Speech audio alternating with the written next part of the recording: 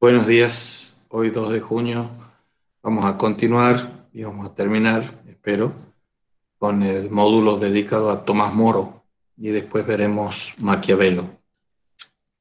Y estábamos haciendo una reseña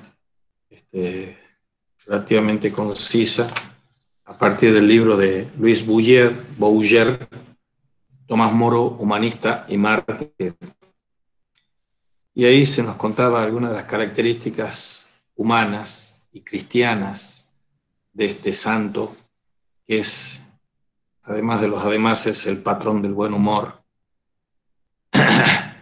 y un hombre embargado por el amor auténtico, por lo humano, por el hombre, pero ordenadas de una concepción netamente cristiana.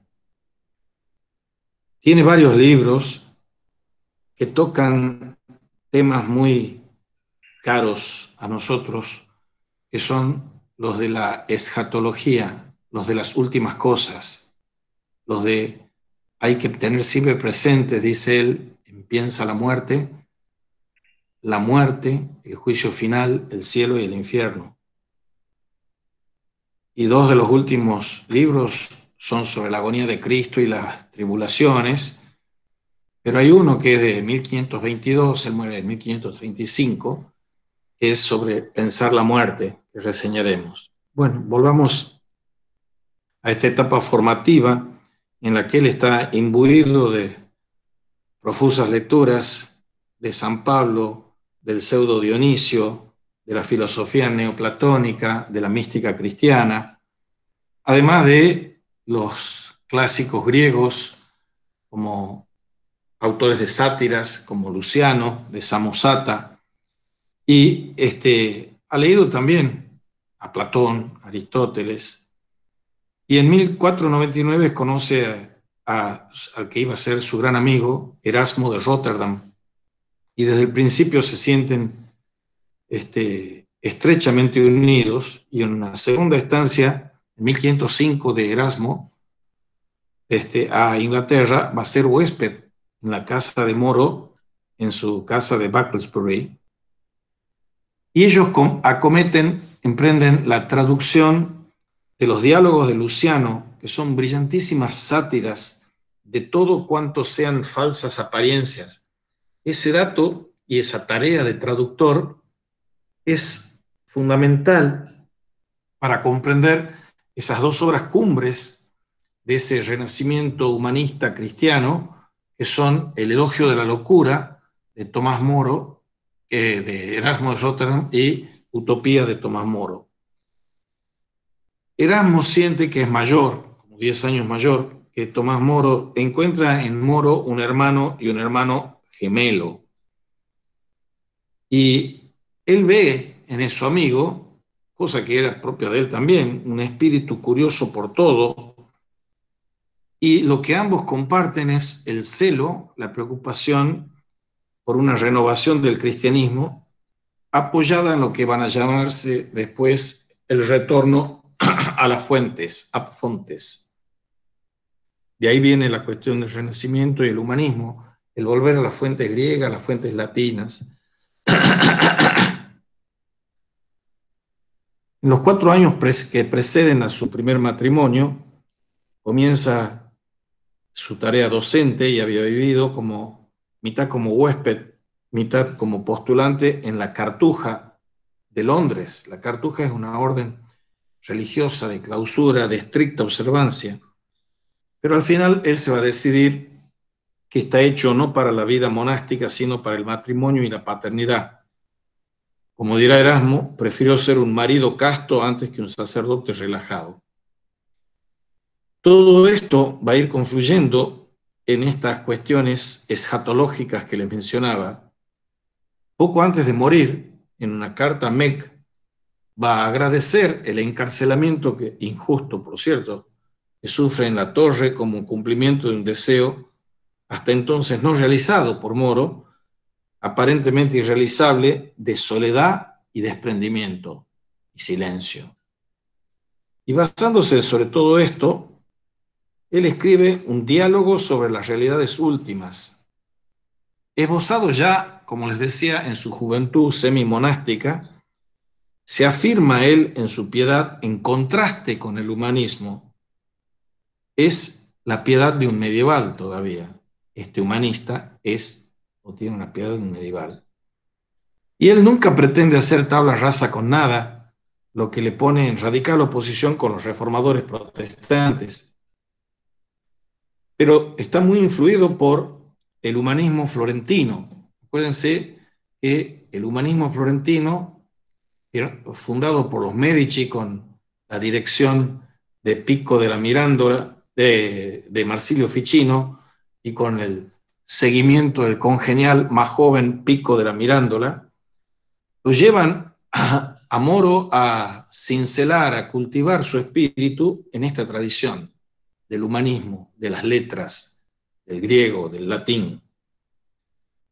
Tan preocupado estaba por esto y tan entusiasmado por esto, que él va a dedicar parte de su producción a la traducción más o menos parafraseada y comentada de la vida de Pico de la Mirandola, escrita por el sobrino de Pico, que Moro va a publicar en 1504, muy joven todavía.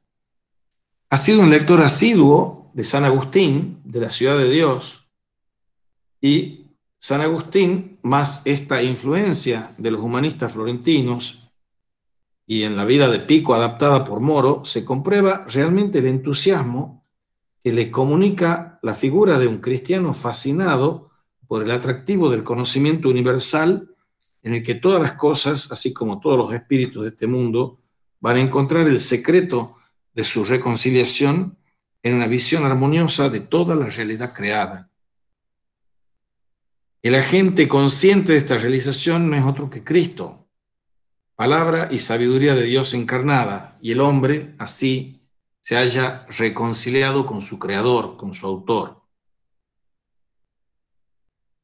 La cuestión es aquí el secreto de esta reconciliación universal, que puede ser y aparecer como un hermoso sueño, pero no es nada de utópico en el sentido despectivo, de algo que no se realiza ni se va a realizar nunca, sino que es algo que tiene los pies en la tierra, los pies en la tierra y la cruz de Cristo clavada en el corazón, porque es mucho más sensible que los humanistas florentinos, Tomás Moro, porque acepta la ineluctable necesidad de la cruz, evitando así, por consiguiente, un optimismo ingenuo como el de un pesimismo descorazonado.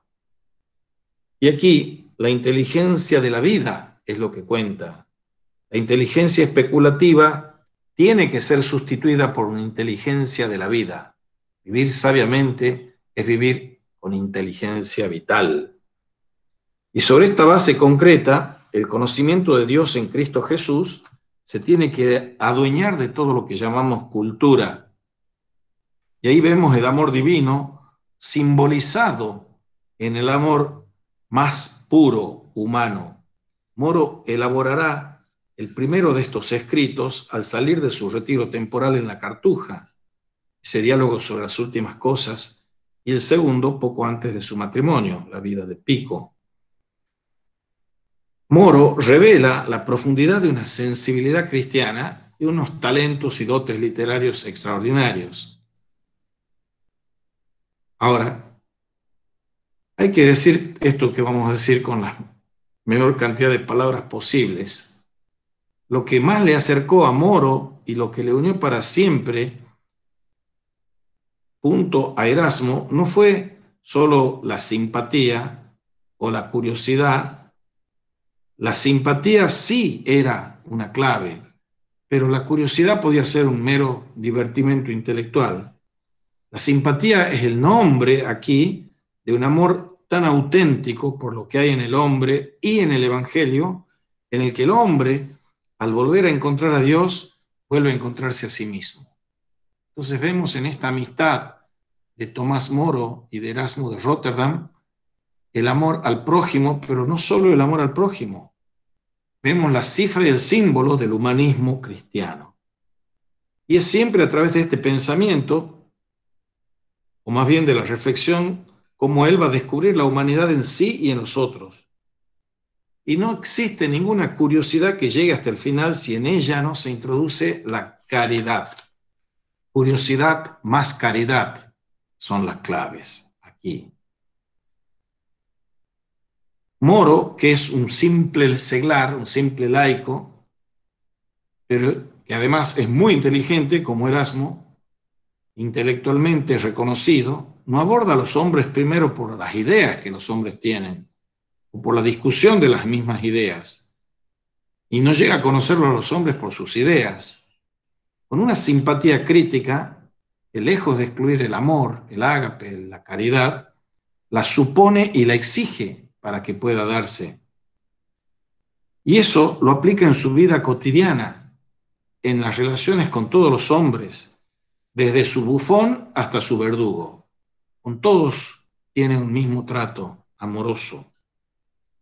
Y Moro es uno de los poquísimos hombres modernos que han comprendido que una humanidad en que las mujeres, esposas, madres, hijas, no tienen su lugar y el lugar propio y reemplazable que les corresponde deja de ser humanidad. Se podría decir que es uno de los primeros abogados del feminismo bien entendido, de la feminidad como algo que hay que cuidar, cultivar y respetar sacralmente. Esto se traduce, como decíamos en la clase anterior, en que a sus hijas las proveyó de una educación clásica de las letras a sus hijos. Y esa educación clásica estaba a contrapelo de lo que era la costumbre de la época, y no solo de esa época, que las mujeres no tienen que pisar el templo y menos las aulas de estudio. Él escribe además una obra de teatro que es la historia de Ricardo III. Y Tomás Moro trasciende como testigo de la fe, como mártir de la fe y del amor, trasciende todo lo que es de este mundo. Hay una palabra de la obra quizás más sobresaliente de Moro, que es esta historia de Ricardo III, compuesta hacia el año 1513, cuando era un equivalente a nuestros magistrados de un tribunal correccional, en el que él observa precozmente un análisis de los acontecimientos del mundo político, en el que hay una lucidez que ni siquiera Nicolás Maquiavelo, que veremos después, logra superar. O sea, no es un utópico idealista en el sentido de idealista, es un atento psicólogo de las realidades y acontecimientos singulares de la historia política de su época. Y al mismo tiempo, no era menor la rectitud que tenía para el juicio humano y cristiano.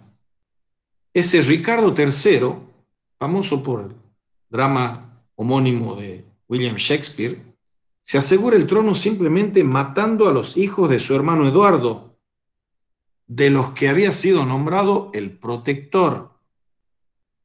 Y ese Ricardo III ofrecía a Tomás Moro el modelo ideal para un estudio sobre la manera como uno se convierte en tirano.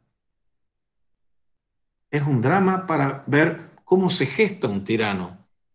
Pero es necesario subrayar aquí que la doblez, la total ausencia de escrúpulos, la pasión de dominar, todos rasgos que veremos proliferar en Nicolás Maquiavelo, aparecen en esta historia tan vivamente estigmatizadas en ese jorobado real como la versatilidad, la inconstancia y la simple inconsciencia tanto de la turba de privilegiados de un régimen como de la masa del pueblo. Fíjense qué linda relación hay aquí entre un contrapunto entre Tomás Moro y Etienne de la Boétie, que está contra los tiranos, y Nicolás Maquiavelo, que está haciendo un manual para tiranos prácticamente.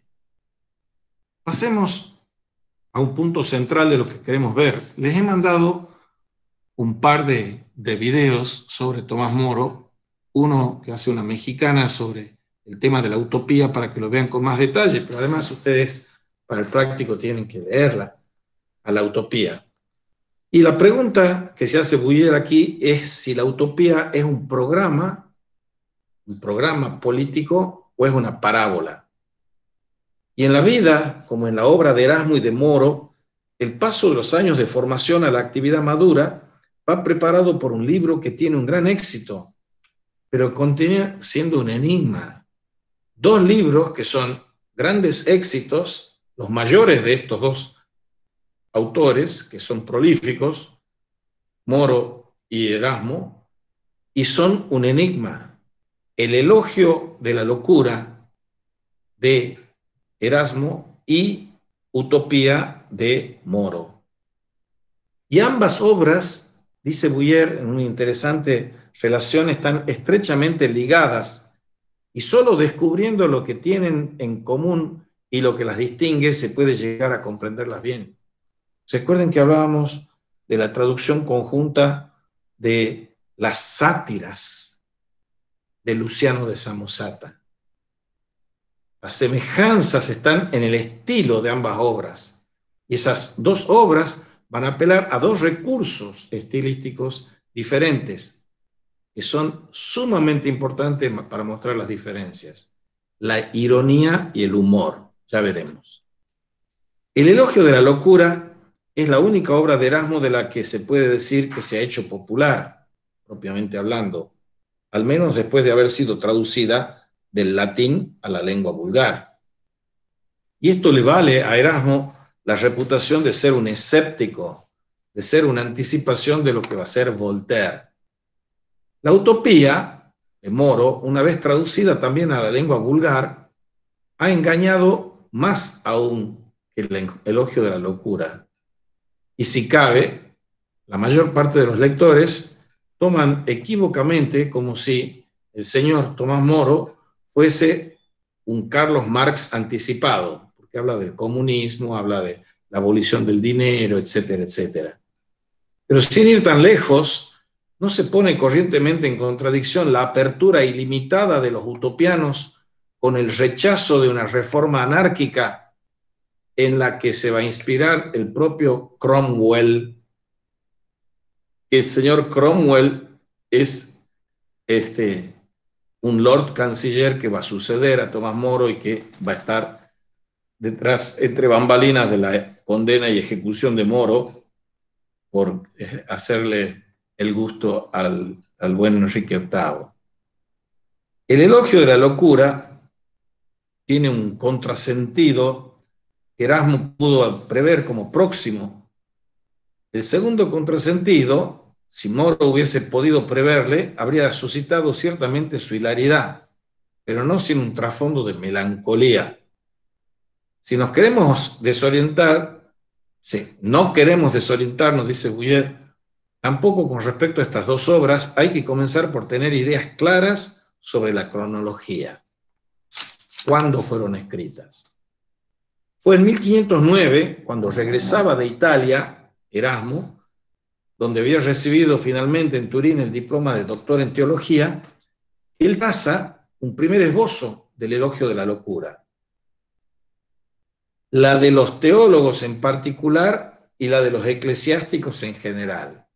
La locura de los teólogos en particular y de los eclesiásticos en general, en la que no olvida incluir a los romanos, pero al componer esta sátira tenía presente a Moro y a su profunda sabiduría cristiana.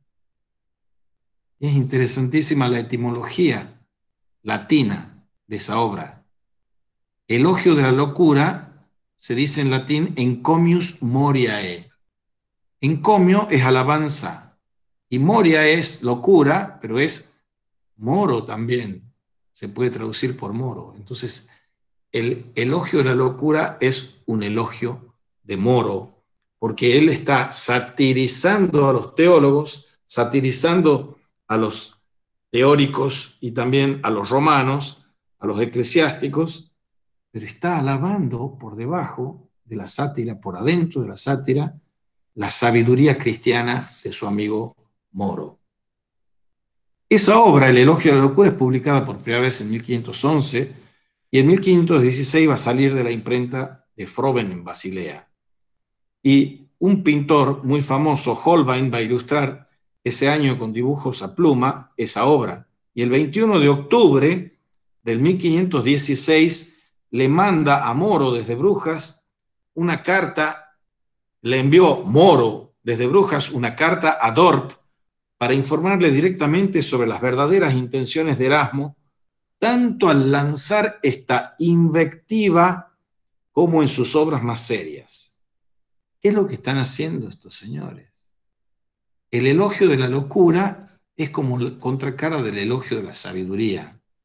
Entonces lo que está haciendo es enancado en la devotio moderna de que hay que volver a una devoción como la del cristianismo primitivo y hay que apartarse raudamente del escolasticismo y de la teología, tener la experiencia inmediata, que es la experiencia mística de la unión con Dios. Entonces hay que leer a contraluz el elogio de la locura como un soterrado elogio de la sabiduría. Por esas mismas fechas, estamos hablando de 1516, Moro se preparaba para completarla, por eso, a la obra del señor Erasmo con un elogio de la sabiduría. Y allí termina la descripción inicial de un país de Nuscuama.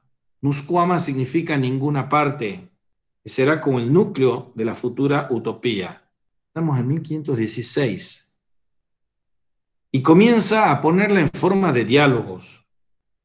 Y el diálogo lo lleva a cabo un interlocutor y amigo flamenco, Pedro Gils, y para situar y enriquecer con sus propias observaciones los maravillosos relatos de un supuesto viajero al que va a llamar Rafael Itlodeo, describe una república feliz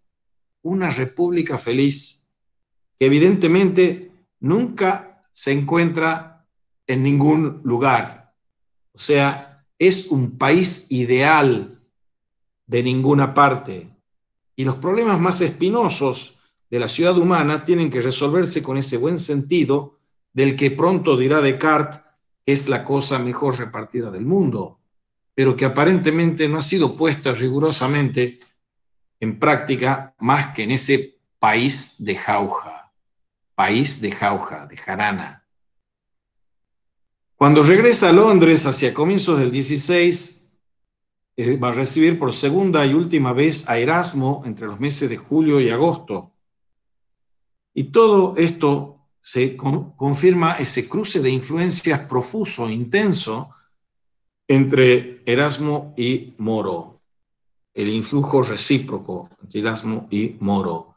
Y esa es la clave principal de estas dos obras.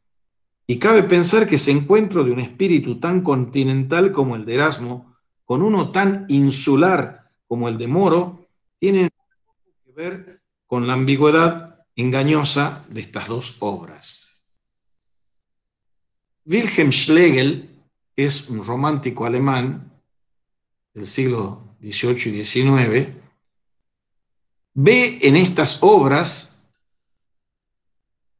de las cuales él está enamorado, un toque profundo de humor, un humor shakespeariano, si se quiere, y con osadía, capaz de dejar estupefacto al gran Goethe, Schlegel se propuso aclarar a los franceses no solo el espíritu de los anglosajones, sino también el de los germanos. Y aquí viene el contrapunto entre la ironía y el humor, que les decía antes. Simplificando un poco las cosas, se puede decir que la ironía consiste en expresar cómicamente cosas en el fondo muy serias. Y el humor en soltar las mayores sandeces con seriedad impávida. La ironía erasmiana y el humor de Moro, del cual Moro es plenamente consciente. Hay una oración del buen humor del gran Moro. Y hay que decir, además de todo esto, que la mayor dificultad para comprender bien el elogio de la locura de Erasmo consiste en que éste, influenciado por su compadre Moro, del otro lado del Canal de la Mancha, ha cubierto también con un velo de humor británico su ironía de holandés, que no obstante se va a transparentar en todas sus páginas, de modo que va a resultar doblemente desconcertante. Es el entrelazamiento de la ironía y del humor, en el caso de Erasmo, porque pone fin a su sátira de la locura de los hombres, exaltando la locura de la cruz. El amor loco de Dios, esa es la locura de la cruz. Es la misma descripción que va a hacer Moro en Utopía, el país de ninguna parte, Utopía, terminada ante los ojos del propio Erasmo, que va a ser totalmente impregnada por una ironía muy erasmiana. O sea, en ambos se da un entrelazamiento y un abrazo entre la ironía y el amor. Ambos están usando un estilo satírico para decir cómicamente cosas muy serias o para decir irónicamente solemnemente las sandeces mayores. El humor, siempre perceptible en Tomás Moro, que iba a ser después canciller, y hasta en el eventual mártir, tiene siempre la última palabra en Moro. Después de todo, hemos de reconocer aquí que estos dos inseparables, que son Erasmo y Moro, lo son a la manera de dos gemelos como los de Lewis Carroll, es decir, enantiomorfos. Enantiomorfos significa que están formados por partes iguales dispuestas en orden inverso. Moro y Erasmo tienen mismos atributos y propiedades, pero dispuestos en orden inverso, de modo que es idéntico sin ser superponible. Por ejemplo, la mano izquierda respecto de la mano derecha. Ahora, Erasmo y Moro, como esos hermanos gemelos de Lewis Carroll, son parecidos en todo, pero a la inversa. Erasmo, cuando extrema la broma casi hasta el sacrilegio, en el elogio de la locura, se muestra desesperadamente serio. Moro, por el contrario, cuando parece que se ha tomado finalmente en serio su utopía, no hace sino una última broma, una última chanza del mismo estilo. Su última frase al verdugo. Cuando le dice al verdugo, ayúdame a subir el patíbulo que ya para bajar me voy a encargar solo, o cuando le dice al verdugo, a la barba, fíjate que tenga buena puntería cuando me cortes la cabeza porque la barba no ha cometido traición contra el rey. Eso es el humor en el momento de la muerte, que va a ser ajusticiado. Erasmo muestra la insuperable locura que se exhibe bajo múltiples formas de la sabiduría de este mundo para justificar finalmente la única sabiduría, que es la de Dios, que aparece como una locura a los ojos del mundo, la locura de la cruz. Y Moro, por su parte, no trata de persuadirnos de que hagamos tabla rasa de la sociedad cristiana existente, sino que la reconstruyamos desde su nacimiento, ab ovo, de modo puramente racional. No es la ciudad ideal a reconstruir algo irracional o algo ideológico, diríamos. Es puramente racional y cuenta con la evidencia, Moro, de lo absurdo que resulta semejante proyecto para disuadirnos de ello. Y terminemos con la comparación que se impone entre Erasmo y Moro, afirmando que son de esos auténticos y rarísimos hombres de diálogo, a quienes, por desgracia, hoy lo vemos mejor que en el siglo XVI, nadie se preocupa de escuchar esos diálogos de Erasmo y de Moro, cuando todo el mundo se la pasa monologando a cuál más y mejor sobre el diálogo. Y hay solo un monólogo. El monólogo es siempre autoritario, dictatorial. El diálogo siempre libre, espiritual. El encomium moriae se puede traducir indiferentemente, y ya lo había advertido el propio Erasmo, por elogio de la locura y por elogio de Moro. O sea, del hombre que no aparentando ser sabio, es en realidad uno de los pocos sabios de este mundo. Y para tenernos a la utopía de Moro hay que hacer notar que, como prácticamente todas sus obras mayores, forma de diálogo, y de un diálogo chispeante, como los de Luciano, aquel que tradujeron, aquel satírico griego que traducieron. Pero no por ser satírico es menos serio que los diálogos de Platón. Y todo consiste aquí en procurar que en este mundo en que estamos, transitorio por naturaleza, los cristianos hagan al menos todo lo que está de su parte para que una salvación definitiva, que solo puede ser sobrenatural, se haga o permanezca accesible a todos los hombres. La utopía es un sueño estimulante y hay de nosotros si abandonamos los sueños. La utopía, por su misma designación, no se tiene que tomar como un ejemplo descriptivo de una sociedad perfecta, y no se puede dar la utopía en la historia real, concreta y actual nuestra. Pero, imaginando lo que los seres sedicentemente primitivos, entre comillas, pero no irracionales, pueden hacer con el simple uso del buen sentido, por oposición a las mezquinas realizaciones de cristianos que profesan un cristianismo que es meramente una fachada, al menos de segunda mano, se trata de descubrir aquí de qué mejoras sería susceptible una sociedad que quiere ser cristiana si se esforzara por serlo con mayor verdad. Y aquí sucede, en suma, como en algunas parábolas evangélicas, era la alternativa que nos ponía, si era un programa o era una parábola, como en algunas parábolas evangélicas, especialmente en la del mayordomo infiel, que no hay que buscar en ella una alegoría transportable detalle por detalle, un uso prudente de recursos dudosos, incluso francamente deficientes, puede tener buenos efectos. ¿Qué no va a conseguir entonces una aplicación concienzuda de otros mejores? Y esto es lo que hace estilísticamente en esta obra, Utopía, Moro. Los habitantes de Utopía, en efecto, son solo gentes que caminan hacia la verdad, in veritatem, caminan hacia la verdad. Y no se oculta que estos utopianos desconocen la gracia, el perdón y la caridad cristianos. Son cristianos inconsecuentes. La irrealidad, entonces, pero irrealidad estimulante de utopía, está compensada con el realismo del diálogo y de toda la fabulación en que se inserta. Tal es, y no otro, el sentido de la utopía. No es un programa, es una parábola, contesta la pregunta, pero una parábola que nos invita a no oponer tradición a racionalidad, pero tampoco ciertamente oponer racionalidad a tradición.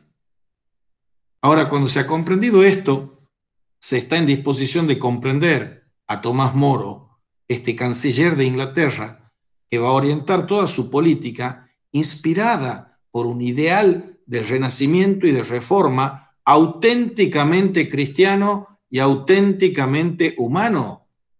Las utopías después de Moro van a proliferar también, con Tommaso Campanella, La Ciudad del Sol, todo eso. Y este auténtico cristiano y auténtico hombre está galopando con su obra y con su vida, o con la que es la que viene a todo galope también, y contra el cisma luterano, contra el cisma protestante, que era más amenazador en esa época. Y así este mártir va a preferir, a costa de su vida, permanecer fiel a un solo punto de la fe, aunque se le considere oscuro, pero que comprende que renunciando a él se renuncia a todo. Habiendo visto entonces esta trayectoria en paralelo de el elogio de la locura y la utopía, pasemos al tema del martirio. Ser mártir es una gracia de Dios. Ser mártir es ser testigo de la fe en el que ha dicho: yo soy el camino, la verdad y la vida. Ser mártir es lo más importante que un cristiano puede ser, pero uno no elige ser mártir, sino elige vivir todos los días tratando de dar testimonio de la verdad que le hace vivir y que le ha dado la vida. Decía Pablo VI en una hermosa carta encíclica que se llama Evangelii Nuntiandi, el anuncio del Evangelio, decía que los hombres de nuestro tiempo escuchan más a los que dan testimonio que a los que enseñan. Y si escuchan a los que enseñan es porque dan testimonio. Por eso, ver el martirio de Moro es ver que está dando testimonio la vida de Moro. Vida entregada a la verdad de Cristo. En el año del 1532, en marzo, Moro, 1535 lo van a decapitar, entrega los sellos que había recibido en octubre de 1529. Por tanto, solo los había guardado por espacio de 2 años y medio. Y no cabe duda de que mucho antes de deshacerse de ellos, había previsto ya las graves dificultades que se iban a presentar. Una confidencia hecha a su yerno, Roper, además de la ya citada, muestra claramente que las amenazas todavía vagas que intuyó al principio no tardan en hacerse más precisas. Ojalá quisiera el Señor, querido Roper, dice Moro, que me metieran en un saco y me arrojasen inmediatamente al Támesis, con tal de que quedaran bien establecidas 3 cosas en la cristiandad. La primera es que la mayoría de los príncipes cristianos que se hallan en guerras mortales tuvieran paz universal entre sí. Y no sea una guerra de todos contra todos, como va a decir su connacional Thomas Hobbes después, sino que haya paz, principio, fraternidad entre todos los hombres y todos los pueblos. Una paz universal entre los príncipes, que eran los jefes de los pueblos. La segunda cosa que quiere dejar establecida es que la Iglesia de Cristo, que se halla de momento mortalmente afligida con errores y herejías, estuviera sosegada y en perfecta unidad de religión. Él, que va a ser un acérrimo defensor de la fe cristiano-católica, y no porque le cayeran simpáticos los desmanes e inconductas de los papas, cardenales, obispos y otros curas, está abogando por la paz y la concordia entre las religiones. Un gran teólogo y filósofo contemporáneo de padre hindú y madre catalana, Raymond Panikkar, dice en un libro bello que se llama El diálogo imprescindible, cita a otro teólogo, Hans King, que dice: no habrá paz entre las naciones si no hay paz entre las religiones. Y no habrá paz entre las religiones si no hay diálogo entre las religiones. Lo que estaba abogando en el segundo pedido que le dice a su yerno Roper es que haya paz y unión de los cristianos que están separados. Y la tercera petición es que el asunto del matrimonio del rey, que constituye ahora un problema, se concluyese felizmente para gloria de Dios y tranquilidad de las partes interesadas. Ya conocen la historia. El señor Enrique VIII, que lo había nombrado canciller a él 2 años y medio antes, y le estaba pidiendo siempre consejos para hacer lo que hacía.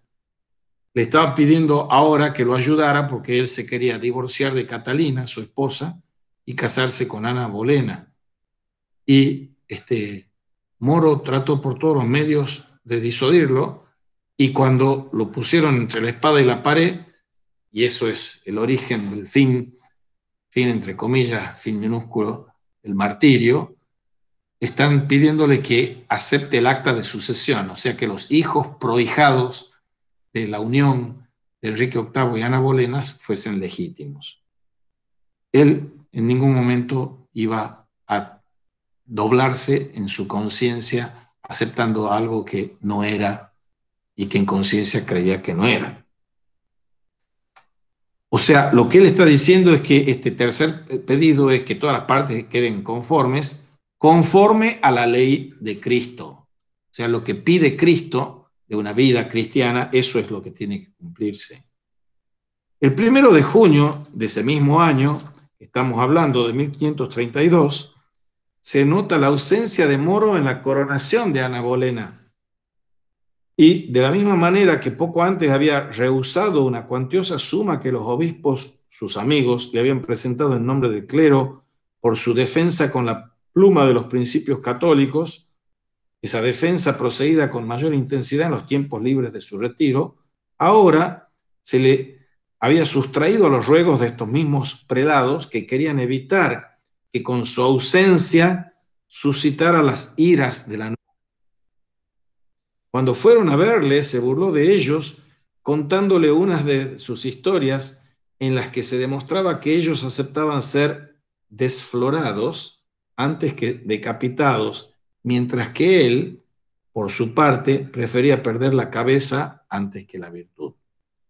Valga la histórica ironía del caso para ilustrar lo que salvaguardaba a capa y espada y a riesgo de perder su vida como la perdió, que era su conciencia. La perspicacia de Moro se ve confirmada cuando intentaron primero involucrarle inútilmente en el asunto de una monja de Kent, culpable de haber profetizado la doble infidelidad del rey a su fe y a su legítima esposa. Pero el golpe decisivo se lo asestaron a Moro cuando el 13 de abril siguiente, llamado a Lambeth para prestar juramento al acta de sucesión que hacía de los eventuales hijos nacidos de la nueva unión real herederos legítimos del trono, él se negó. Iba a salvar la vida si hacía un pacto espurio de decir, sí, bueno, esos van a ser hijos. Y él se negó. Y eso le cuesta la cabeza o la vida. No obstante, él precisó ante la comisión que no era la legitimidad de esta sucesión lo que constituye el objeto de su negativa, sino la manera como el texto la ligaba al rechazo de la jurisdicción papal y al reconocimiento del rey como único jefe de la Iglesia de Inglaterra. A ver, cuando era asesor, medio tutor y asesor del joven Enrique VIII, Enrique VIII, con el ghostwriter, el escritor fantasmal que inspiraba a este buen señor, se convierte en defensor de la Iglesia Católica, Enrique VIII, el defensor de la fe, defensor fidei. Y habla de los sacramentos, de todas esas cosas. Y pasa de ser ese defensor de la fe a producir un nuevo cisma. Ya estaba el cisma en Alemania. Y estaban todos los Luteros, los Zwinglios, los Calvinos, etc. Y ahora se sumaba a esta, que reclamaba ser la Iglesia anglicana. Y lo que dice Moro es, yo no estoy objetando solo esto de la sucesión. Lo que a mí me preocupa, que si yo firmo esto, estoy aceptando que la jurisdicción del Papa no cuenta aquí y que la jurisdicción eclesiástica en Inglaterra pasa a ser la de Enrique VIII, cosa que sigue sucediendo hasta el día de hoy. El anglicanismo es lo más parecido al catolicismo, si se quiere, pero el anglicanismo es una iglesia nacional, la iglesia inglesa, y la cabeza de esa iglesia no es el Papa ni el obispo de Westminster, es el rey. Y eso es lo que él se negaba a aceptar. Un mes antes, Cranmer, un nuevo arzobispo de Canterbury, Audley, que había sucedido a Moro en la Cancillería, y Thomas Cromwell, que va a ser el principal ejecutor de las medidas contra los monasterios, que después de haberse llenado bien los bolsillos sería a su vez decapitado, Cromwell. Después de interrogarle sobre el asunto de la monja de Kent, habían llegado al convencimiento de que era inútil perseguirle en este punto. Pero habían prolongado la entrevista tratando de persuadirle de que diera su adhesión pública a todas las disposiciones nuevas ratificadas tanto por el clero como por el Parlamento. A lo que dice el excelente Roper, Sir Thomas respondió con dulzura como sigue: nadie, señores míos, haría de mejor gana que yo la voluntad del rey en la necesidad en que me encuentro de reconocer sus numerosos favores y las grandes bondades con que tan generosamente me ha colmado. Sin embargo, creí con toda verdad que nunca volvería a oír nada sobre este asunto, considerando que desde un principio y en diversas ocasiones he expresado clara y sinceramente mi parecer a su majestad, quien como muy gracioso soberano pareció aceptarlo siempre muy bien, no queriendo, solía decirme, molestarme demasiado a este respecto. El rey, por su honor, no me va a recriminar nunca, decía, señores míos, y que nadie puede disculparme mejor que él, puesto que él sabe muy bien que ni le he incitado ni aconsejado en esto que él está haciendo. Porque estos terrores de ustedes, señores míos, son argumentos para chiquillos, no para mí. El Papa, como sabe su majestad, es también príncipe.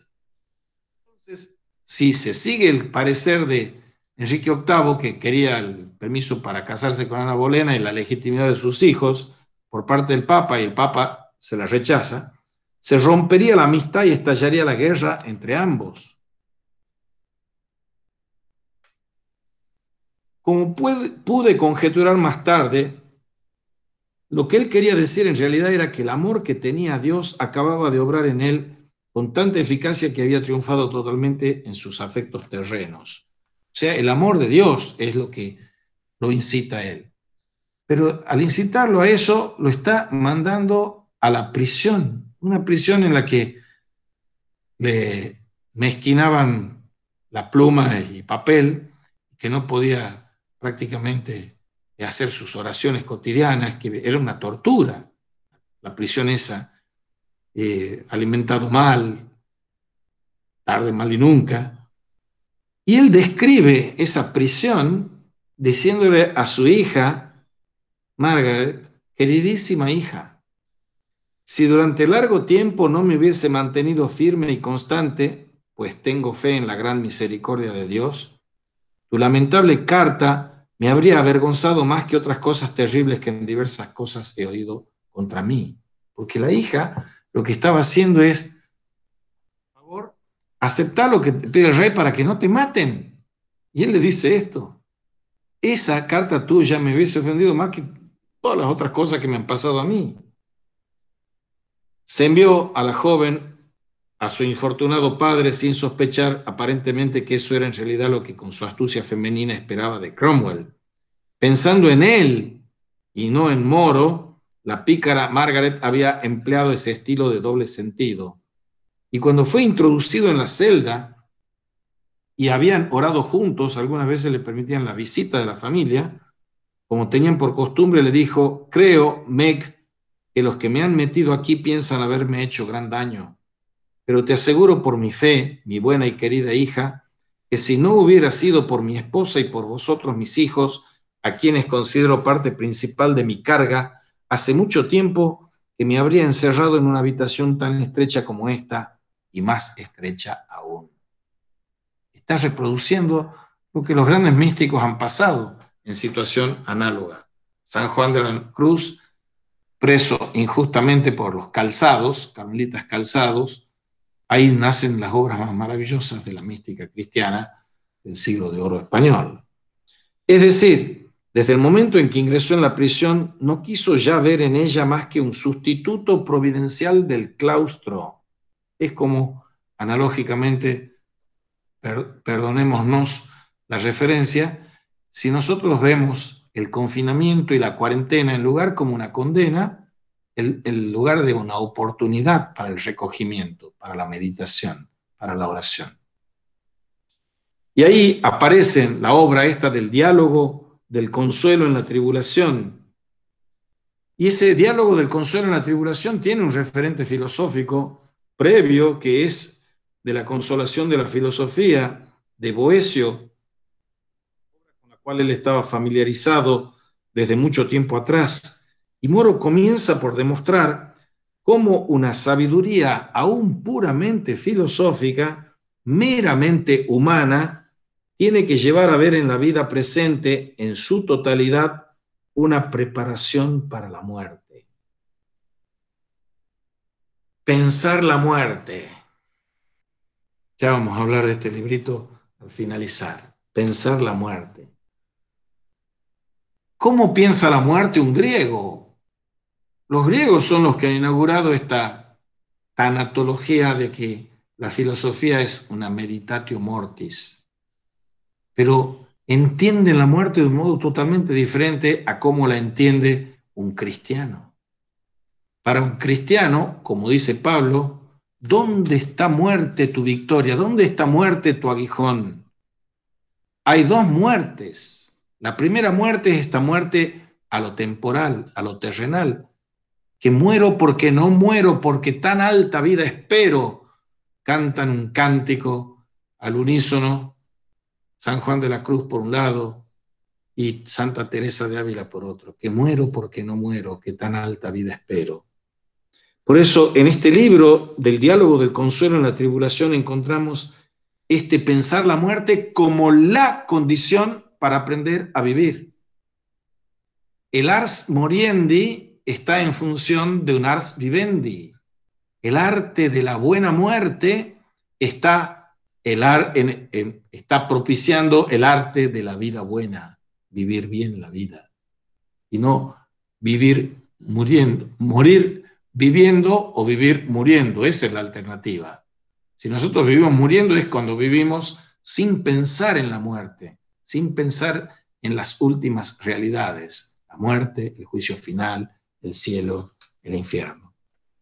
Bien, para terminar esta presentación de Buller, vamos o volvamos a la cuestión del martirio.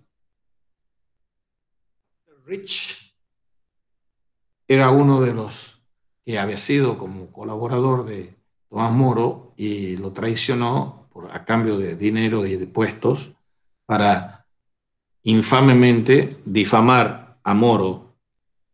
Máster Moro, todo el mundo sabe que sois hombre discreto y muy versado tanto en las leyes del reino como en otras materias. Perdonad, pues, Sir, mi atrevimiento al proponeros sin malicia ninguna el caso siguiente. Suponed que un acta del Parlamento me hiciera rey. ¿No me tendrías tal por tal, Maester Moro? Sí, Sir, respondió Sir Tomás Moro. Así lo haría. Llevo el caso más lejos, replica Master Rich. Suponed que en un acta del Parlamento mandara que todo el reino me tuviera por papa. ¿No me tendrías por papa, Master Moro? Para contestar a vuestro primer caso, Master Rich, responde Tomás Moro, os diré que el Parlamento puede muy bien intervenir en el estatus de los príncipes temporales. Pero para responder al segundo, otro caso. Suponga que el Parlamento diera una ley estableciendo que Dios no es Dios. ¿Diría por eso Master Rich que Dios no es Dios? No, sir, no lo diría, puesto que ningún parlamento puede dar semejante ley. Pues bien, dice el astuto Tomás Moro que está siendo enjuiciado. Pues bien, respondió Sir Tomás Moro, si según vuestro punto de vista, Master Rich, no puede hacer eso el parlamento, tampoco puede hacer del rey el jefe supremo de la iglesia. Y concluye Roper, que es uno de los biógrafos de él. Basándose únicamente en este informe, se acusó a Sir Tomás de alta traición en contra de la Constitución por haber negado que el rey fuera el jefe supremo de la iglesia. Esa es la acusación por la que lo decapitan. Y cuando el 1 de julio le conducen a Westminster al tribunal del Consejo del Rey presidido por Audley y se le juzga a base de esta acusación, él se declara no culpable. Después que Rich hubo testificado bajo juramento en el sentido que se esperaba de él, Tomás Moro se limitó a declarar al tribunal: señores, si yo fuese hombre que no cuidase mis juramentos, todo el mundo sabe que no estaría aquí como acusado. Y si es verdad lo que juráis, Master Rich, que jamás vea yo el rostro de Dios. Y no diría esto si no fuera así, aunque me diesen el mundo entero. Y acto seguido refiere la verídica conversación que entre sí habían mantenido y puso de manifiesto que la supuesta conclusión era pura invención de Rich. Luego se vuelve hacia este miserable y le anonadó en estos términos: de verdad, Mr. Rich, me causa mayor pesadumbre vuestro perjurio, vuestras mentiras, que mi propio riesgo. Y quiero que sepáis que ni yo ni nadie que yo conozca os considerará nunca persona tan digna de crédito como para confiaros un asunto importante. Como sabéis, hace no poco tiempo que mantenemos trato y conversación, pues os conozco desde que erais muchacho. Durante mucho tiempo viví en la misma parroquia que vos, y en ella vos mismo lo podéis contar, y siento que me obliguéis a manifestarlo. Se os consideraba como muy ligero de lengua, gran amante del juego de los dados y nada recomendable. Y esta misma opinión se tenía de vos en la residencia del Temple, donde recibiste lo esencial de vuestra educación. Y seguidamente, dirigiéndose a sus jueces, concluyó: ¿os parece verosímil, honorables señores, que en materia tan grave me lanzara imprudentemente a confiar en Master Rich, teniéndole por tan poco sincero como acaban de oír sus señorías, y a ponerle tan por encima de mi soberano señor el rey, como para abrirle los arcanos de mi conciencia en lo que atañe a la supremacía del rey, que es el punto concreto y principal objetivo que desde hace tanto tiempo se viene persiguiendo en mí? O sea, las mentiras de Rich eran para decir que él le había escuchado a Moro decir que estaba en contra de que el rey asumiera. Audley, que estaba visiblemente turbado, se sintió en el deber de pronunciar inmediatamente la sentencia. Moro, en cambio, tranquilísimo y totalmente dueño de sí, como si le hubiese correspondido a él presidir los debates, le interrumpió con socarrona cortesía: My lord, cuando yo era magistrado, se acostumbraba a preguntar al reo antes de la sentencia si tenía algo que alegar para impedir que aquella fuese dictada. Audley, que ya no debía saber dónde meterse, tuvo que dejarle hablar. En ese momento, cuando ya todo estaba perdido, él se liberó de cuanto llevaba dentro, con palabras que Roper referirá muchos años más tarde y de las que un francés que asistía a los debates dio testimonio pocos días después.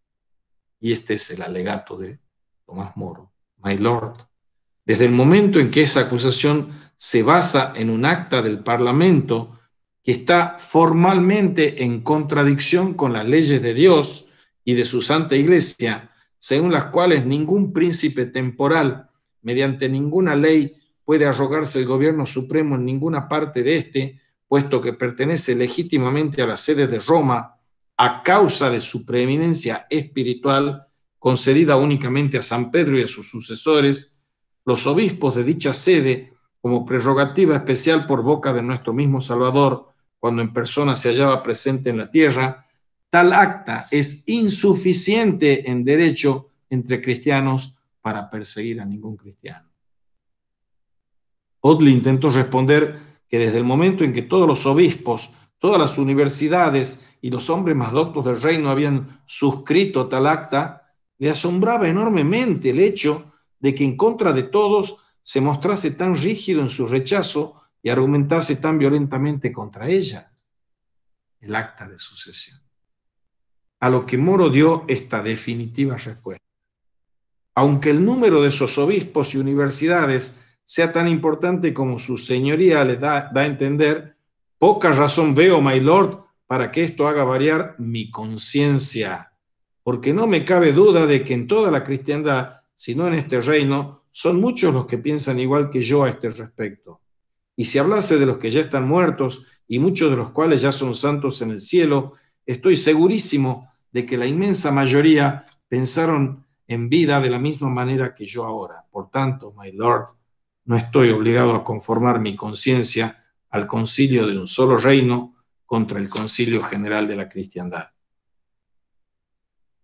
Condenado por muerte a traición, han escuchado lo que ha dicho el guardasellos, dice el canciller. Dicta la sentencia a muerte por traición. Y todavía después de esto se supone que en una cierta esperanza de que dijera algo que moviese al rey a mitigar la sentencia misma que había deseado, se le ofrece una última oportunidad de pronunciar algunas palabras. He aquí la respuesta no menos bella en su caridad serena que las palabras despojadas de toda ambigüedad con las que evidentemente había hecho que su veredicto fuera sin apelación posible.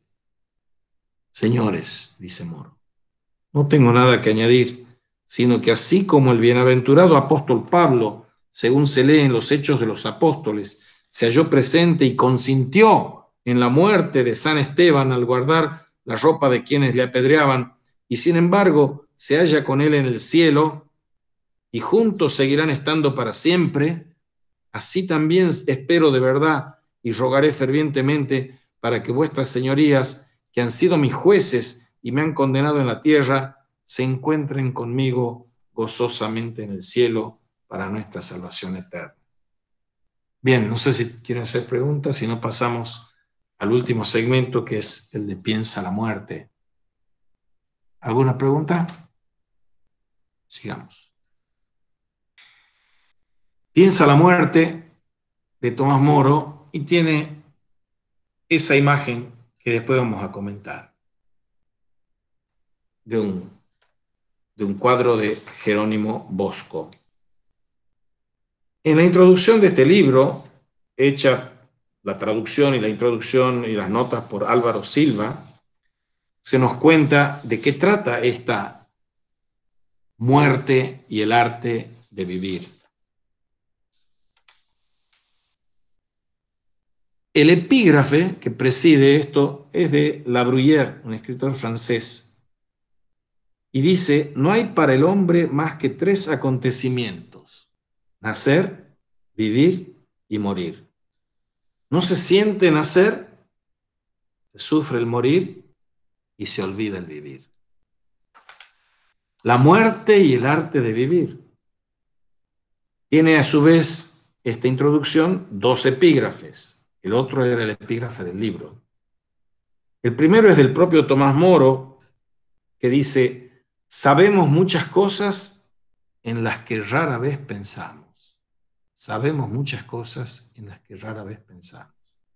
Y el segundo es de Erasmo de Rotterdam. Erasmo de Rotterdam, en el Enquiridion, en el Manual del Caballero Cristiano, dice: no hay disciplina que no tenga sus propias reglas, y solo el arte de vivir bien quedará sin tener las suyas. Solo el arte de vivir bien quedará sin tener las suyas. O sea, vida buena, querer vivir bien, siguiendo reglas. Al leer el título que da el primer editor inglés en 1557 a un tratado sobre las famosas postrimerías, postrimería se dice en teología los novísimos, se dice en castellano más vulgar de las cosas últimas, son muerte, juicio, cielo, infierno.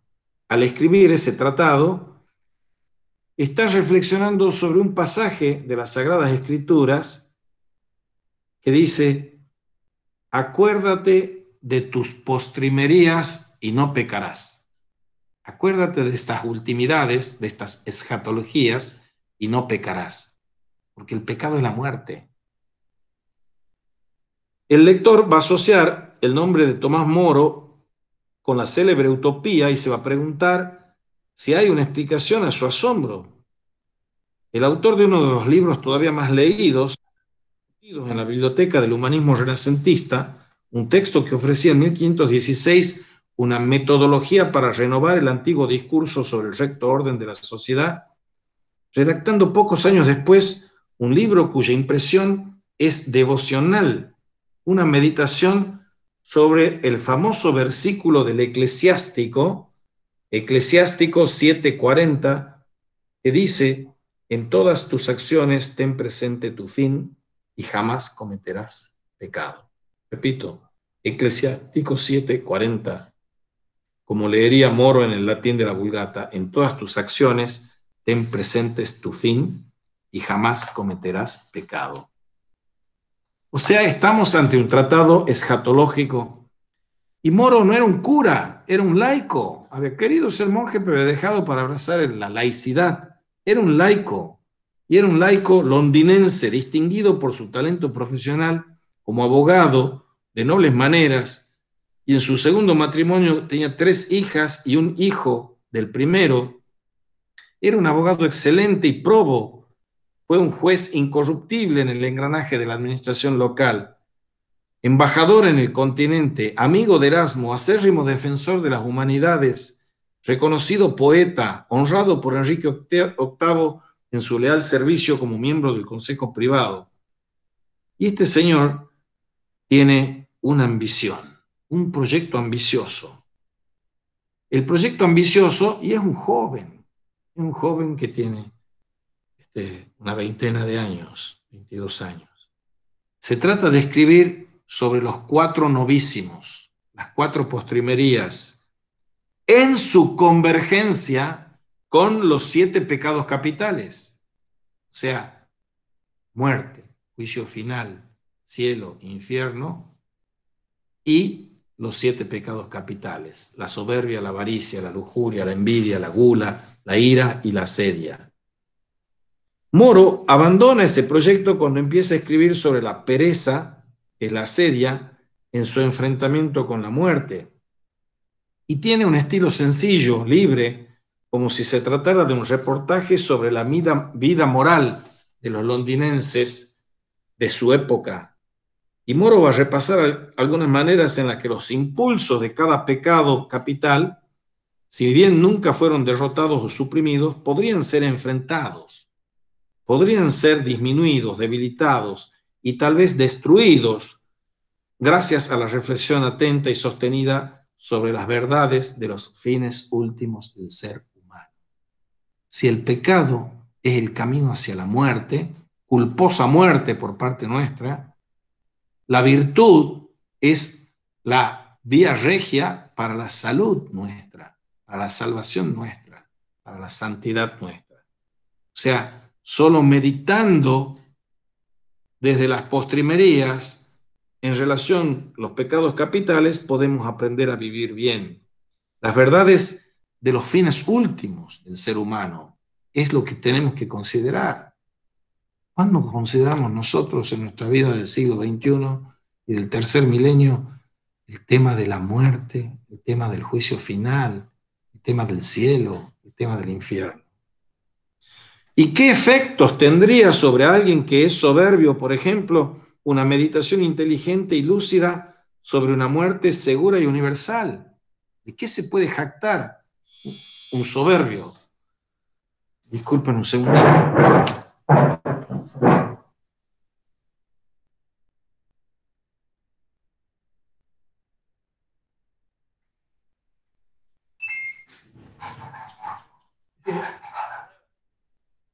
Rapidito, que estoy dando clase.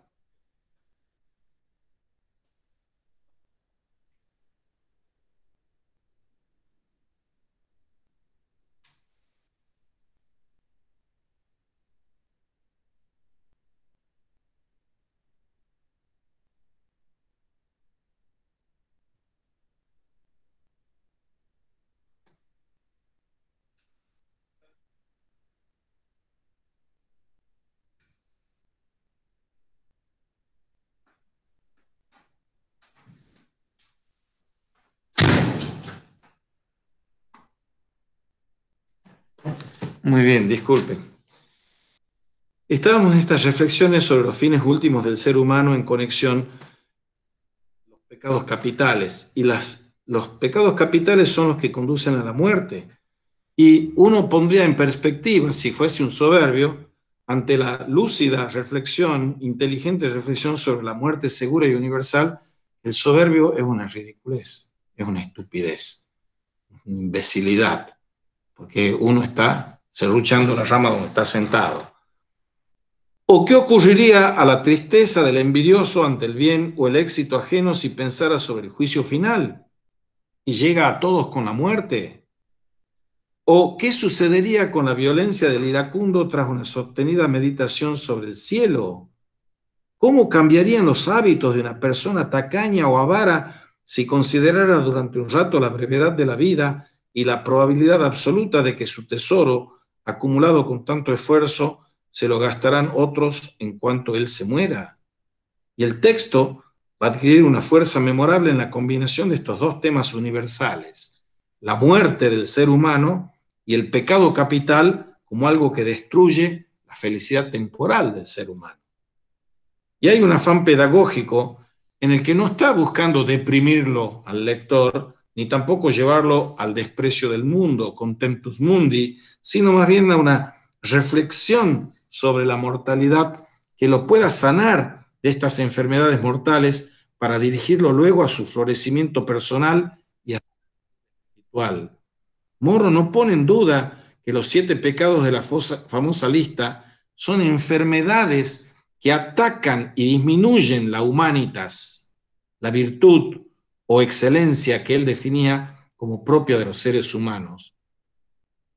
Moro está sosteniendo la necesidad de un pensamiento serio sobre la muerte.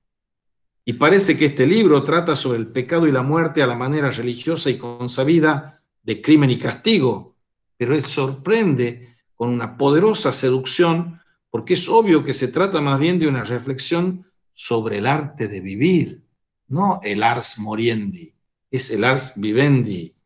La idea del proyecto de Moro está bien plasmada en una tabla pintada hacia 1485 por Jerónimo Bosco. Les vuelvo a mostrar. Eso es lo de Jerónimo Bosco. Y aquí viene la descripción. En las esquinas de la mesa aparecen escenificaciones de los 4 novísimos: muerte, juicio, cielo, infierno. 4 novísimos, mientras que en el centro y en un gran círculo, como si no hubiera fin a la insensatez humana ni manera de escapar del pecado, hay ilustraciones de los 7 pecados capitales. Dentro, en otro círculo concéntrico, brilla el ojo de Dios, juez supremo y vigilante, mientras que en su pupila aparece la imagen sorprendente de Cristo Salvador. Y el ojo de Dios, omnipresente y todopoderoso, espiando sobre los mortales, era una de las armas para disuadir al cristiano de hacer el mal. Y es probable que este tipo de representación gráfica se utilizara para la meditación o para preparar el necesario examen de conciencia que acompañaba a la confesión sacramental de los pecados. En el centro del círculo, la presencia de Cristo sugiere más liberación y salvación que juicio y condenación, como si el pecado de las criaturas mortales fuera algo de la periferia y la misericordia amorosa y salvífica de Dios algo central, absoluto e incondicional. Esta obvia intención de Moro en este escrito apunta a una conexión y armonía entre Utopía, obra dedicada a discutir el problema de cómo construir en la realidad una sociedad feliz, y este otro texto sobre las postrimerías, que avanza en un método práctico y accesible a todos para construir una vida feliz. Utopía, construir una sociedad feliz que depende de nosotros. O estas postrimerías, piensa la muerte, construir una vida feliz.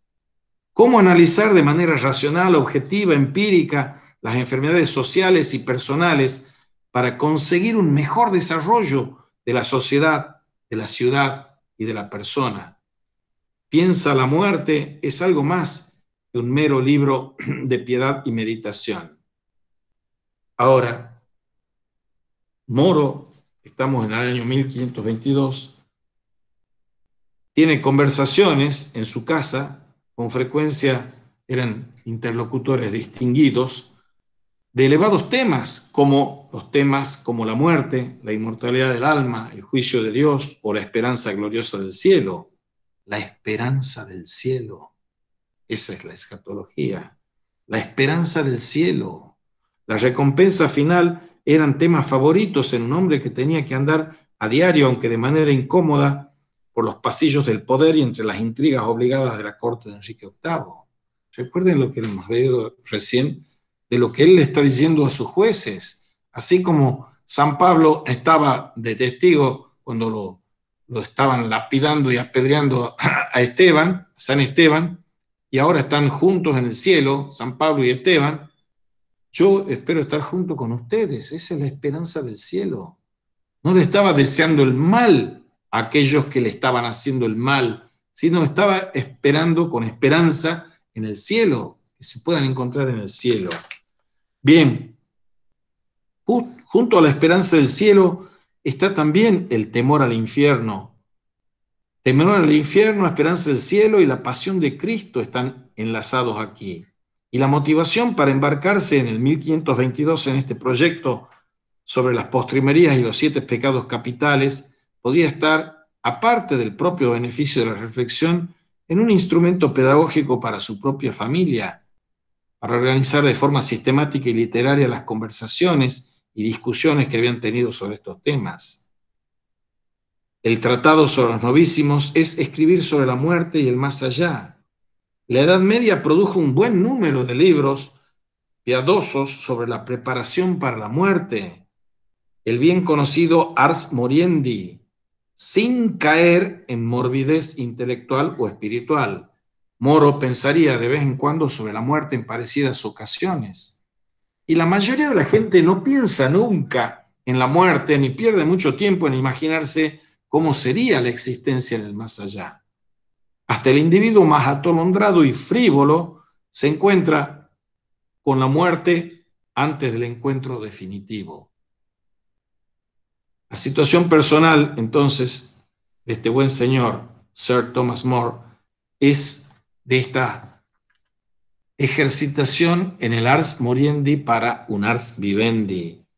Y es por eso que aquí vuelve a surgir la cuestión de la historia de Ricardo III, ejecutado como traidor en mayo de 1521, y no es fortuito, ahí nomás.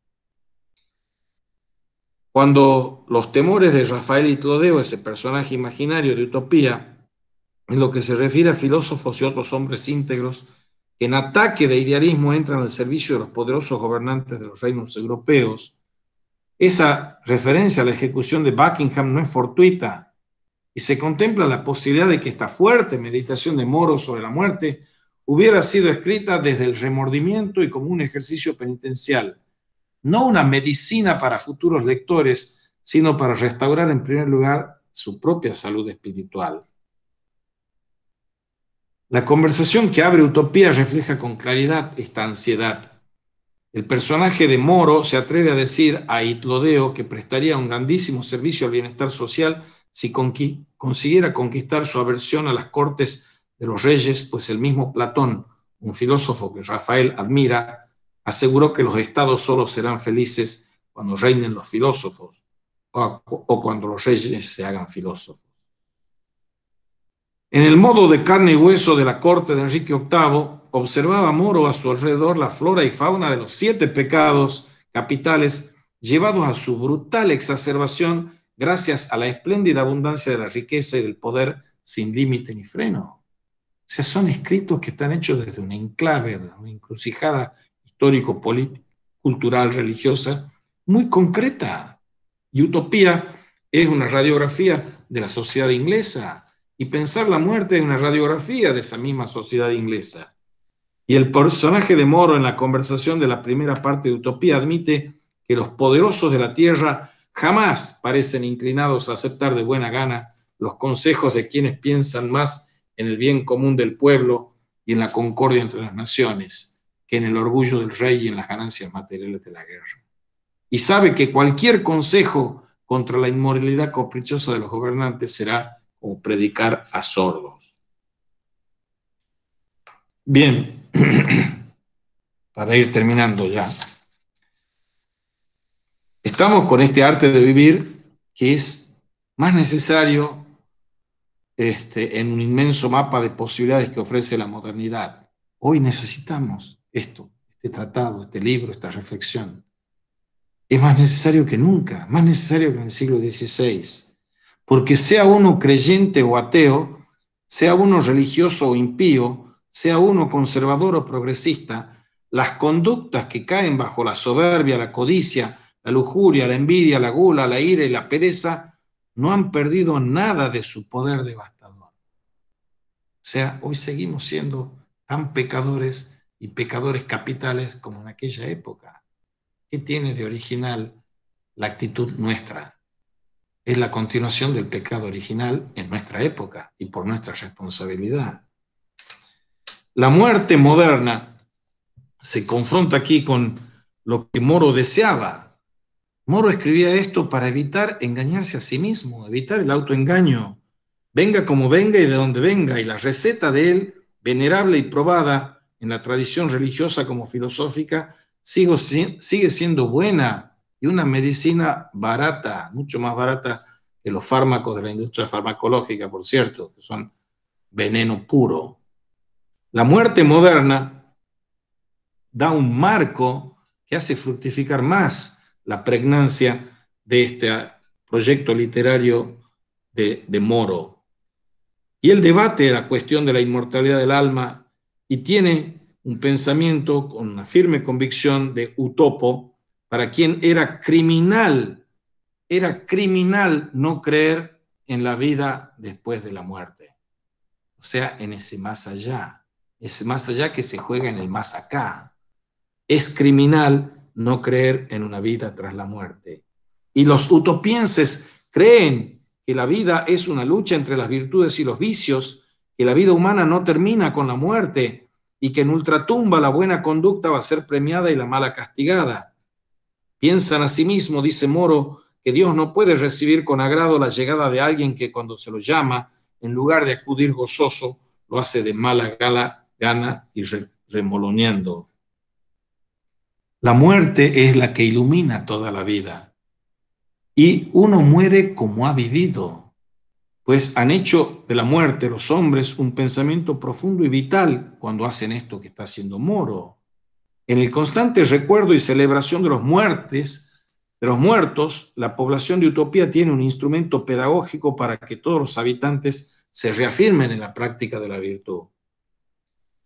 Los muertos en ninguna parte, en esa isla de Utopía, se entremezclan con los vivos. Una presencia que parece llenarlos de confianza al acometer todo tipo de acciones magnánimas, que alguna vez recuerda la democracia de los muertos, como hablaba Gilbert Keith Chesterton. Pero la teología moderna, que ha desarrollado por fin una necesaria teología de la muerte, como ha hecho el gran Karl Rahner, al mismo tiempo que muchos filósofos y psicólogos han lamentado que la modernidad prefiera ocultarla a la muerte. Vivimos ocultando la muerte. Y esa modernidad que oculta la muerte es como si la misma muerte hubiera tenido ya su funeral y pretenda olvidarla como un cadáver enterrado e invisible. Y ese es un esfuerzo desesperado y fútil. Sabemos que vamos a morir, pero no lo creemos. Sabemos que vamos a morir, pero no lo queremos creer. Así predicaba el gran Bossuet. Y un conocido estudioso moderno sobre el tema, que se llama Philippe Arié, ha visto la muerte convertida en otro tabú. En efecto, de ese tema no se habla, como si fuera un bulto en la cara que se esconde o que se tapa con pinturas de banalidad para crear el mito idiota de la eterna juventud. El hombre ante la muerte es el libro de Philippe Arié. Por otra parte, el gran mártir cristiano protestante Dietrich Bonhoeffer lamentaba una idolización de la muerte. Los fascistas decían viva la muerte, los franquistas decían viva la muerte.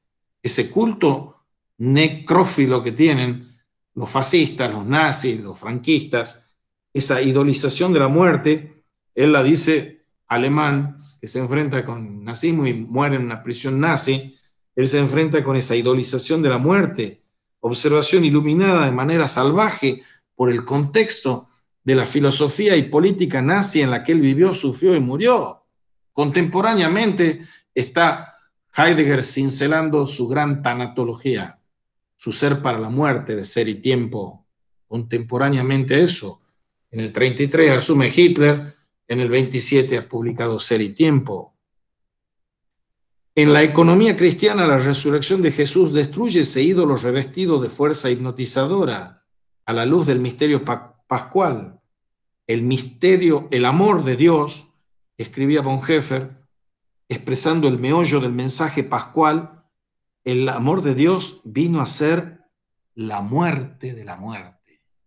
El amor de Dios vino a ser la muerte de la muerte y la vida de este ser humano en concomitante asociación. Y en Jesucristo, dice Bonhoeffer, el que se hizo hombre fue crucificado y ha resucitado. Es una humanidad nueva. Lo que sucedió a Cristo ha sucedido para todos porque era el ser humano por excelencia. Un nuevo ser humano ha sido creado, dice su ética, Bonhoeffer. De esta manera, el milagro de la resurrección de Cristo ha destruido la idolización de la muerte que impera entre nosotros, donde la muerte es un final. El temor a ella se mezcla con el desafío. Donde la muerte es final, la vida terrena es todo o nada. Carpe diem, dice la Sociedad de los Poetas Muertos. Aprovecha tu día. O sea, come, bebe, porque se acaba la vida y se acabó todo, nada.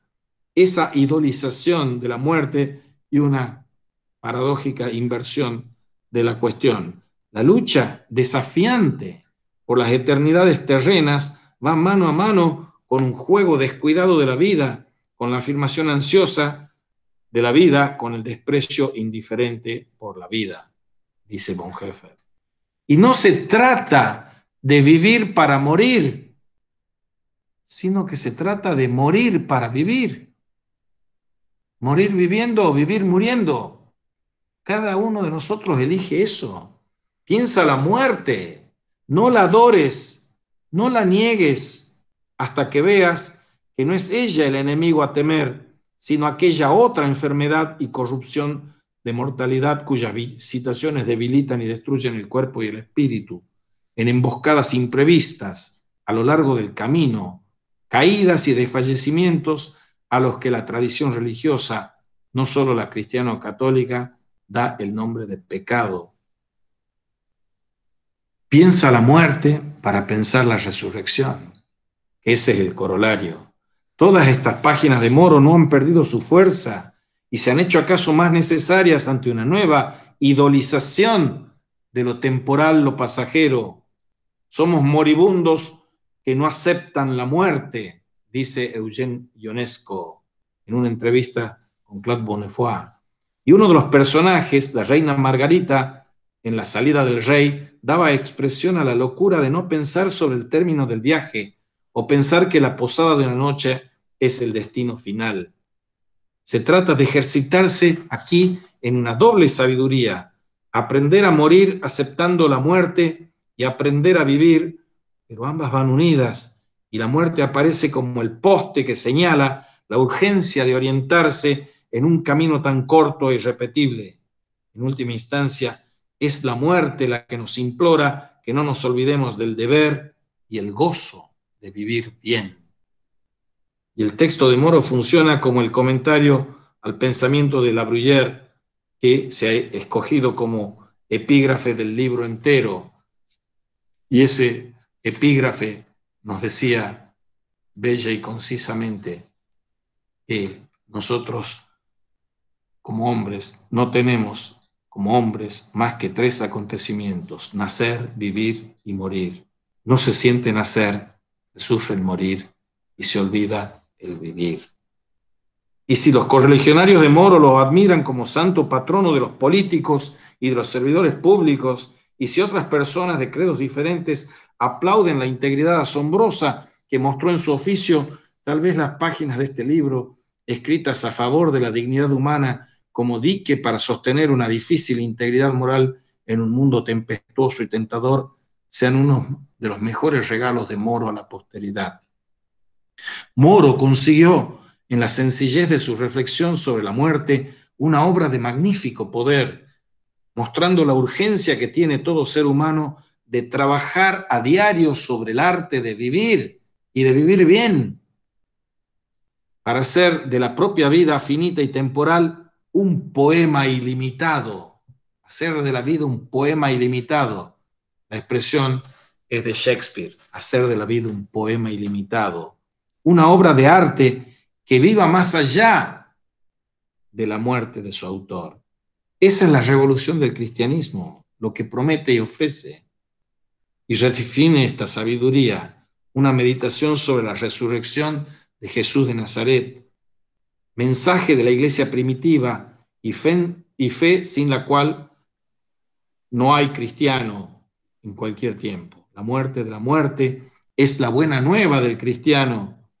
La muerte de la muerte es la buena nueva del cristiano. Y aunque sigue meditando sobre la mortalidad, a veces lo ha hecho de manera obsesiva o enfermiza. Nunca ignora que lo propio del mensaje evangélico es la luz inesperada de la resurrección y la gloria manifiesta del poder de Dios sobre la terrible tristeza y angustia de la muerte.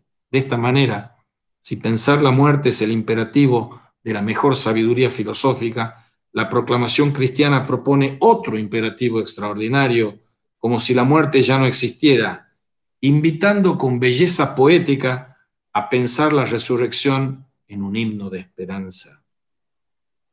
Mejor aún, el creyente se atreve a cantar con alegría indescriptible un vive la resurrección como algo ya presente de alguna forma entre las sombras y las lágrimas de la vida. O como cantaba ese poeta tan nuestro que es Federico García Lorca en una canción otoñal: la nieve cae de la rosa, pero la del alma queda, y la garra de los años hace un sudario con ellas. Se deshelará la nieve cuando la muerte nos lleva, o después habrá otra nieve y otras rosas más perfectas.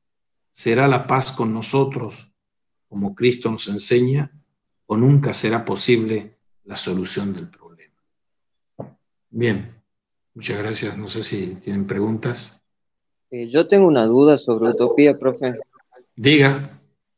Eh, Cuando Rafael Gilrodeo describe las costumbres de los habitantes de esta isla, veo que son gente muy, muy arraigada a sus valores y tradiciones.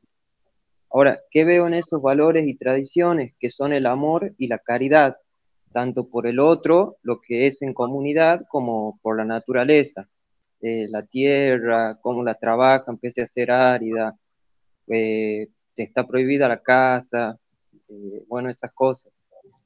Eh, yo veo ahí también una profunda relación con los evangelios, que, bueno, seguramente Tomás Moro conocía bien. Pienso en la parábola del hijo pródigo o la condena, cuando la estaban por condenar a María Magdalena. Eh, Podemos decir que Tomás Moro plantea en esta isla utopía, como utopía y pilar, el amor y la caridad de Dios. O sea, me refiero a la búsqueda de realizarse que tienen los habitantes en la verdad, el amor y la caridad. Sí, lo has dicho muy bien, muy lindo y muy profundo. Decía Pablo VI, San Pablo VI ya, que el desafío de los cristianos, lo dice en los años 70, es encarnar esa utopía de la civilización del amor. Eso está preanunciado y preludiado en Utopía de Tomás Moro, como vos bien decís. Pero eso, además de los ademases, es que solo el amor mueve el cielo y las estrellas, dice el Dante. Y el amor a sí mismo bueno es el amor a Dios hasta el desprecio de sí mismo. Todos esos ejercicios de negación del sí mismo, del yo, del egocentrismo, del amor como si fuese algo posesivo, son la quintesencia del Evangelio. Y vos en tu reseña, corta pero precisa, has mostrado lo que hablamos del principio fraternidad, principio compasión, amor compasivo y principio misericordia. Los utopianos no son seres reales, pero tampoco es un idealismo bobo el que está hablando de seres ideales. Es un ideal, pero un ideal no es una idea. El ideal es el norte hacia el cual orientar, la estrella por la cual dejarnos orientar en el vivir. Entonces, el núcleo del Evangelio está en el amor. La ley del amor es lo fundamental. También para contestar a la cuestión ético-política fundamental, ¿cómo tenemos que construir un orden social y político en el que haya justicia, verdad, belleza, bien, viviendo como hermanos, viviendo conforme al principio de fraternidad, viviendo conforme al principio compasión, el amor compasivo. El máximo pecado, filosóficamente dicho por Levinas, es la indiferencia del otro, acoger al otro, la hospitalidad del otro. Y finalmente, y no por ello menos importante, porque los tres principios son tres principios ético-políticos, el principio misericordia, la inmisericordia, actitud que tenemos los hombres respecto de los otros hombres, es una cuestión que contradice lo que Dios quiere. ¿Qué es lo que Dios quiere? Dios quiere nuestro gozo. Nuestro gozo y nuestra buena vida es vivir la vida buena. Porque la buena vida puede ser hedonista, pero la vida buena, esa es caritativa. No hay vida buena sin estar centrada en torno de la caridad. Bueno, damos por terminado lo de Moro y la próxima clase que mañana empezamos con Maquiavelo. Mañana, profe. Hasta mañana.